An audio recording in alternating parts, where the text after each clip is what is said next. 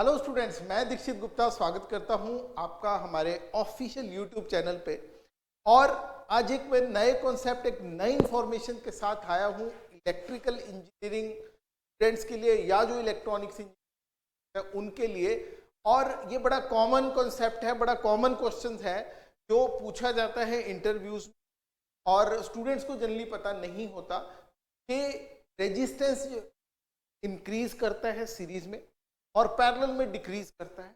उसके ऑपोजिट अगर हम कैपेसिटेंस देखें, which is the property of a capacitor, तो वो सीरीज में डिक्रीज करती है एंड पैरेलल में इंक्रीज करता है। तो इस वीडियो में हम जानेंगे कि ऐसा क्यों होता है, क्या रीजन आप दे सकते हैं इसके पीछे। चलो आइए जानते हैं इस वीडियो में। तो पहले अगर हम बात करें सीरीज रेजिस्टेंसेस की, तो ये यहाँ पे इंक्रीज होता है जैसे R1 plus R2 plus R3 and sure. अब यहाँ पे अगर आपके पास पैरेलल कॉम्बिनेशन दिया है तो यहाँ पे क्या हो रहा है, ये डिक्रीज हो रहा है, राइट, और होता है। तो हम जानते हैं कि as resistance is given by rho is equal R is equal to rho L by A. Rho is the resistivity of the material, और रेजिस्टिविटी हर मटेरियल के लिए अलग अलग रहती है। सिल्वर के लिए कुछ होगी, कॉपर के लिए कुछ होगी, राइट। तो हम कह सकते हैं कि R is directly proportional L upon A, where L is the length of the conductor and A is the cross sectional area of that particular conductor। अगर मैं रेजिस्टेंसेस इन सीरीज की बात करूं तो यहाँ पे लेंथ क्या हो रही है, आपकी इंक्रीज हो रही है, तो आपका रेजिस्टेंस भी क्या होगा, इंक्रीज होगा। उधर हम पैरेलल की बात करें तो पैरेलल में आपका एरिया इंक्रीज हो रहा है। अगर आपका एरिया इंक्रीज हो रहा है तो रेजिस्टेंस क्या होगा, डिक्रीज होगा।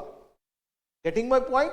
तो ये रीजन आप दे सकते हैं इंटरव्यूअर को कि sir this is the reason. अब अगर बात करें कैपेसिटेंस की, तो कैपेसिटेंस में ये हमारे पास सीरीज कैपेसिटर, सीरीज कैपेसिटेंस की बात करेंगे और पैरेलल में पैरेलल कैपेसिटेंस। जैसा कि मैंने आपको पहले बताया था कि कैपेसिटर के अंदर कैपेसिटेंस सीरीज में डिक्रीज करता है और पैरेलल में है, राइट। सो इसके पीछे का क्या लॉजिक है, क्या कॉन्सेप्ट है, वो हम दे सकते हैं। पर पहले हमें पता होना चाहिए कि एक्सप्रेशन क्या है। E is equal to epsilon naught E by D, right?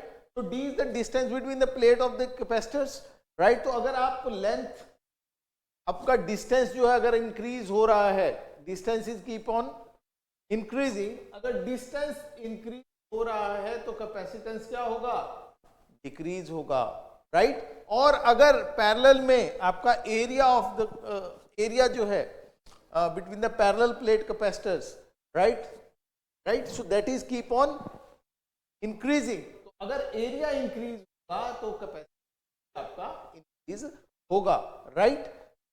तो दिस इज द रीजन कि कैपेसिटेंस सीरीज में डिक्रीज करता है, पैरेलल में इंक्रीज करता है, और उसके ऑपोजिट रेजिस्टेंस सीरीज में इंक्रीज करता है और पैरेलल में डिक्रीज करता है। तो होप करता हूं कि आपको ये वीडियो अच्छा लगा होगा, और जिन स्टूडेंट्स ने अभी तक हमारा चैनल सब्सक्राइब नहीं किया है वो चैनल सब्सक्राइब कर लें।